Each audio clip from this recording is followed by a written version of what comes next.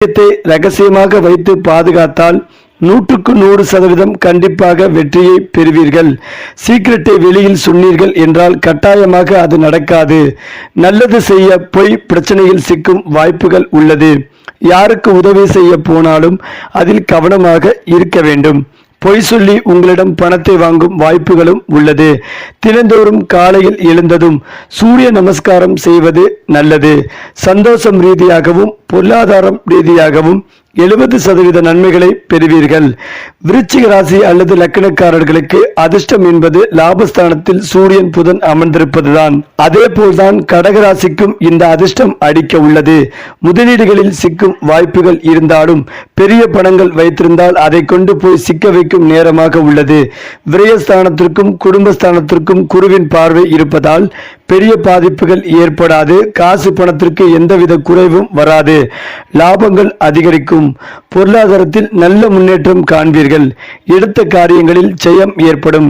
கையில் பணம் புழங்கிக் கொண்டே இருக்கும். உடம்பில் நோய் எதிர்ப்பு சக்தி மிகவும் குறைவாக இருக்கும். விட்டமின் கோளாறுகளால் பாதிப்புகள் வருவதற்கான வாய்ப்புகள் உள்ளது. நம்பிக்கை உங்கள் மேல் அதிகம் வைக்க வேண்டும்.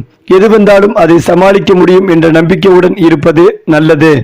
10ஆம் இடத்திலேயே சுக்கிரன் கேது அமர்ந்திருப்பதால் அலுவலகத்தில் இருக்கும் பெண் ஊழியர்களிடம் மிகுந்த கவனமாக இருப்பது நன்மைகளை தரும். அதேபோல் வண்டி வாகனங்கள் பேச்சுவார்த்தை பணம் சார்ந்த விஷயங்களில் கவனமாக இருப்பது நல்லது. சந்தோஷம் ரீதியாக 80%, பொருளாதாரம் ரீதியாக 70% நன்றாக இருக்கும். பிரத்யங்கரா தேவி வழிபாடு செய்வது நல்ல மாற்றங்களையும் ஏற்றத்தையும் ஏற்படுத்தி கொடுக்கும். அடுத்ததாக 2025ஆம் ஆண்டு குரு வக்ர பயிற்சி. மிதுன ராசியில் குரு வக்ரமாகி கடகத்துக்கு செல்கிறார். 4 மாதங்களுக்கு குரு வக்ரமாக இருக்கும் இந்த காலகட்டங்களில் கடக ராசிக்காரர்களுக்கு கிடைக்கும் நன்மைகள், வழிபட வேண்டிய தெய்வங்கள் குறித்து பார்க்கலாம்.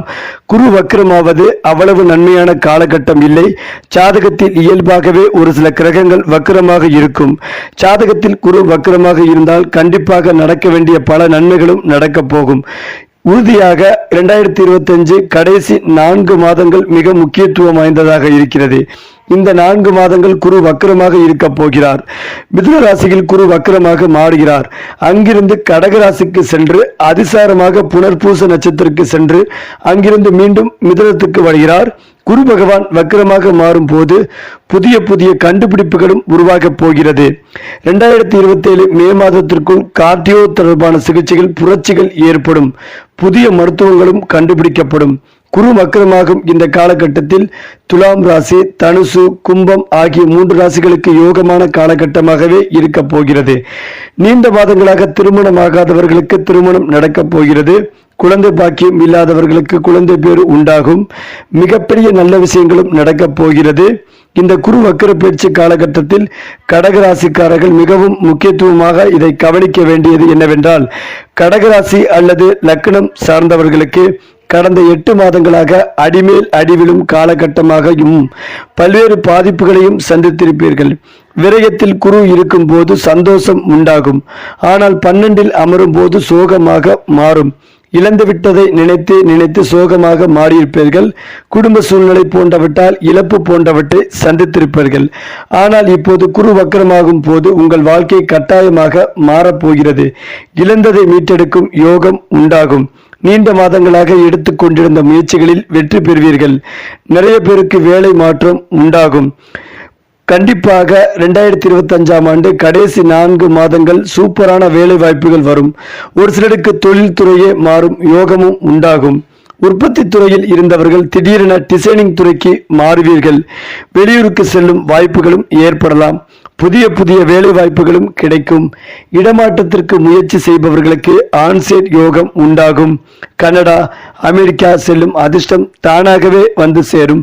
குருவின் மூலமாக வரும் வாய்ப்புகள், இடமாற்றம் உங்களுக்கு நிலைத்து நிற்கும். ஆரோக்கியத்தில் பல்வேறு பிரச்சனைகளை சந்தித்திருப்பீர்கள். இனி போன்ற அது போன்ற நிலைமைகள் எதுவுமே வராது. பாதிப்புகள் அனைத்தும் பரிபூர்ணமாகவே நீங்கும். படுத்த படுக்கையாக இருப்பவர்கள் கூட இனி எழுந்து நடக்க ஆரம்பிப்பார்கள். நிறைய நல்ல விஷயங்களும் நடக்கப் போகிறது காலகட்டமாகவே இருக்கும். கொழுப்பை கரைக்கக்கூடிய தானம் உண்டாகும். இதனால் உடல் எடையை மறைந்திருப்பீர்கள். நிம்மதியான காலகட்டம் உங்களுக்கு ஆரம்பிக்க உள்ளது. சந்தோஷம் ரீதியாக 85%, பொருளாதாரம் ரீதியாக 75% நல்ல நன்மைகளை பெறப்போகிறீர்கள். நீங்கள் பெறும் சந்தோஷங்களை வெளியில் சொல்லாமல் இருப்பது நல்லது. இதனால் ரகசியம் காப்பதும் நல்லது. குருமார்களை வழிபாடு செய்வது உங்களுக்கு ஏற்றங்களையும் முன்னேற்றங்களையும் கொடுக்கும். ஸ்ரீரங்கம் சென்று வருவது, சங்கடமடம், ராகவேந்திர மடத்திற்கு சென்று வருவது யோகத்தை கொடுக்கும். அங்கு ஒரு வேளைக்கான சாப்பாட்டுக்கு செலவை தானம் செய்துவிட்டு நீங்கள் சாப்பாடு கொடுத்து வருவது நல்லது. அல்லது 4 பிராமணர்களுக்கு சாப்பாடு தானமாக அளிக்கலாம். இழந்ததை மீட்டெடுக்கும் யோகம் இந்த காலகட்டத்தில் உங்களுக்கு ஆரம்பிக்கும் நேரமாகவே இருக்க போகிறது. உதாரணமாக கடகராசிக்காரர்களுக்கு இந்த மாதம் சிறப்பாக இருக்கும். குழந்தைகள், கல்வி, வேலைவாய்ப்பு உள்ளிட்ட விஷயங்களில் முன்னேற்றம் ஏற்படும். உத்தியோகம், தொழிலில் மேன்மை ஏற்படும். உத்தியோகம், தொழிலில் இருந்த தடைகள் விலகும்.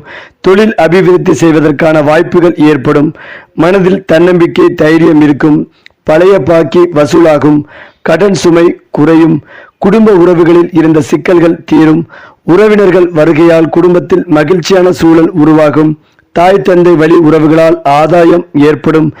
மனதில் நினைத்த காரியங்கள் படிப்படியாகவே நிறைவேறும். இழுபறியாக இருந்த காரியங்கள் நிறைவேறி வெற்றி கிடைக்கும். நெருக்கடியான நேரத்தில் தைரியமாக எடுக்கும் முடிவுகளால் வாழ்க்கை பெரிய மாற்றம், முன்னேற்றம் இருக்கும்.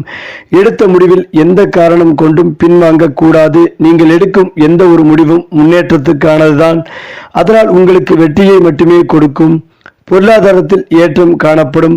நிலம், வீடு, ஆடை, ஆபரணங்கள் உள்ளிட்ட அசையும் அசையா சொத்து சேர்க்கை இருக்கும்.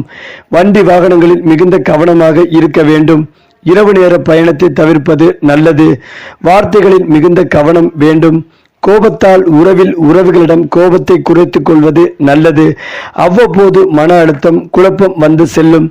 நேர்மறையான எண்ணங்களை அதிகம் ஏற்படுத்தி கொள்ள வேண்டும்.